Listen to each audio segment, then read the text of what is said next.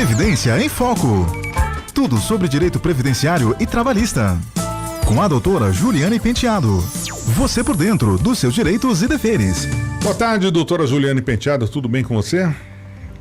Boa tarde, Og. Tudo bem comigo, graças a Deus. Então tá bom. Boa tarde a todos e todas, né, que estão nos ouvindo. Muito obrigado, doutora. Bom, a doutora Juliane Penteado traz pra gente hoje a Lei Complementar 226 de agora, 2026, que é mais conhecida como a Lei do Descongela. Doutora Juliane, explica pra gente o que é essa Lei do Descongela.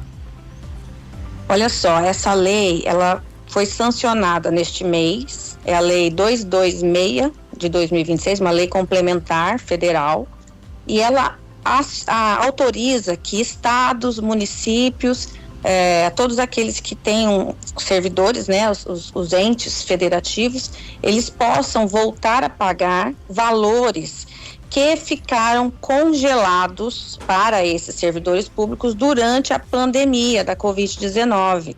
Então esse tema traz esse tema agora para este momento por conta dessa proibição que houve lá na pandemia, a possibilidade de reajustes, contagem de tempo para as vantagens funcionais. Então, para o servidor público, é muito comum essa situação, o aumento de letra, um adicional, uma progressão de salários, que além de contagem de tempo também, para outras finalidades, que ficaram congeladas, né? Vamos colocar o termo mais fácil de entender, ficou congelado.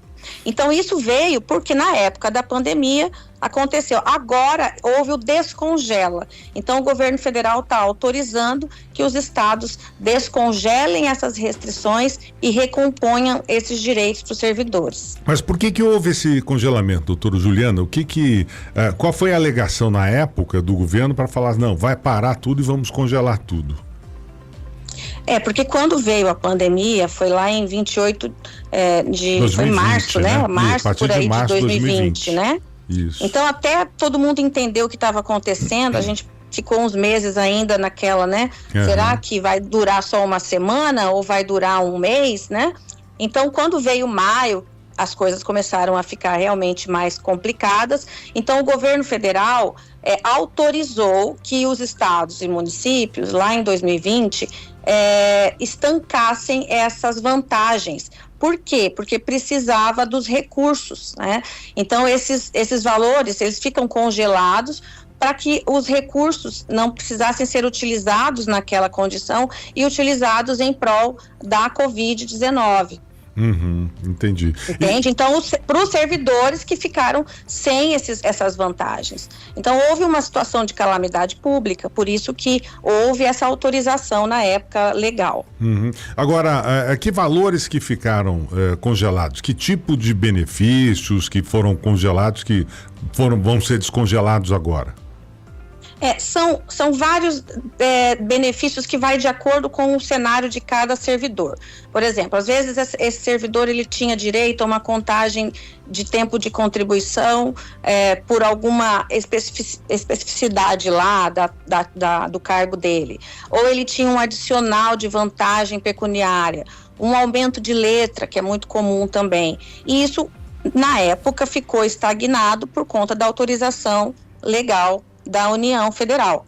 Então agora isso volta a ser possibilitado para que esses valores retroativos sejam pagos, né? Então, além de os eventuais valores em dinheiro que poderiam ser incorporados nos proventos, mas também até mesmo com relação a tempo de contribuição para a aposentadoria futura também. Esses valores, eles vão ser corrigidos de lá para cá? São retroativos? Tem correção? O que vai corrigir esses valores? Eles devem seguir eles devem seguir uma recomposição, né? É lógico que isso tudo ainda vai ser definido em lei específica complementar dos municípios e dos estados. Então, por quê? Porque ela, na verdade, não garante isso de forma automática, tá? O que a lei federal complementar de 226 diz é que a partir de agora está autorizado. Então, ele descongelou aquilo que estava congelado. os entes federativos, municípios do interior e de Campo Grande, estado de Mato Grosso do Sul, assim como todos os outros do Brasil, eles poderão editar as suas leis específicas para dizer como vai ser isso. Entendi. Entende? Entendi. E na prática, o que os servidores podem fazer agora? Espera, procura o sindicato, né, da categoria, requer administrativamente, né, ou vai ter que buscar um especialista para ter uma orientação jurídica para saber o que faz? Sim, eu acho que todas essas suas ideias são válidas, né? Eu acho que as pessoas podem procurar especialistas para saber o que elas tiveram de perdas e o que elas podem vir a pleitear, mas também buscar os sindicatos de cada categoria, buscar aí mobilização que seria mais política interna, né, das categorias do que até legal, jurídica.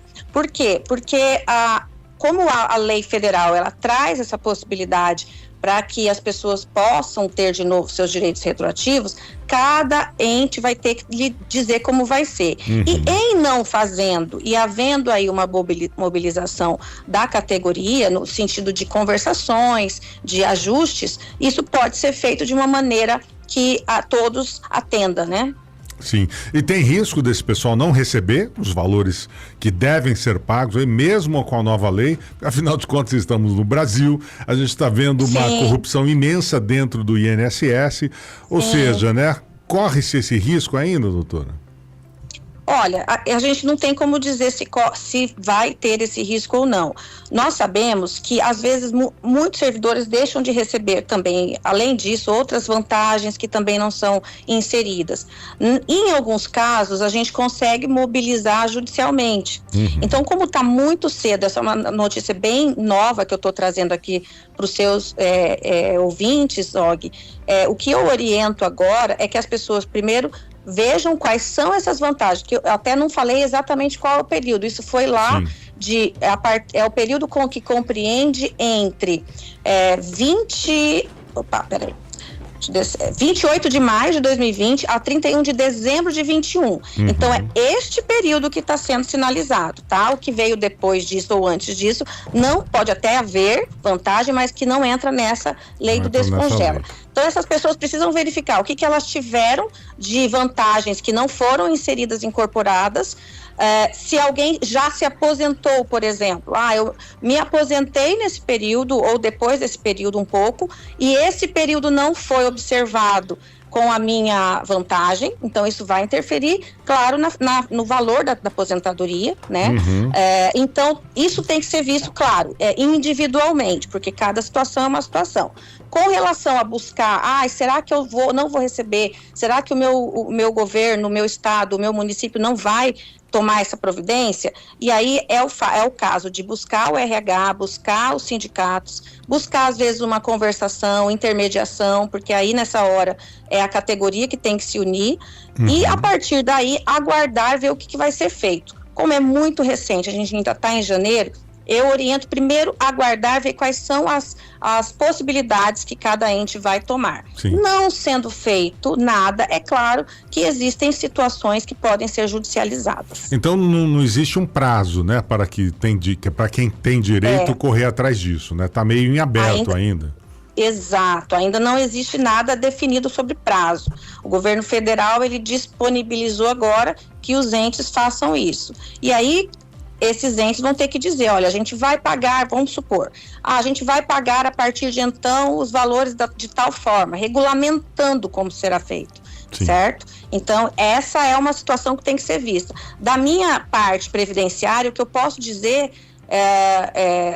neste aspecto é que isso pode sim viabilizar valores melhores de renda para aposentadoria, dependendo do caso. E dependendo do caso, se a pessoa já aposentou ou se ela está em vias de aposentar, porque isso pode fazer uma diferença interessante se essa pessoa tinha essas vantagens e não foram inseridas. Tá bom, doutora Juliane Penteado, muito obrigado pelas explicações aqui no Noticidade, no Previdência em Foco. Uma boa semana para você e até a próxima segunda. Eu que agradeço, Og, um abraço a todos e todas e até a próxima segunda. Previdência em Foco. Tudo sobre direito previdenciário e trabalhista. com a doutora Juliane Penteado. Você por dentro dos seus direitos e deveres.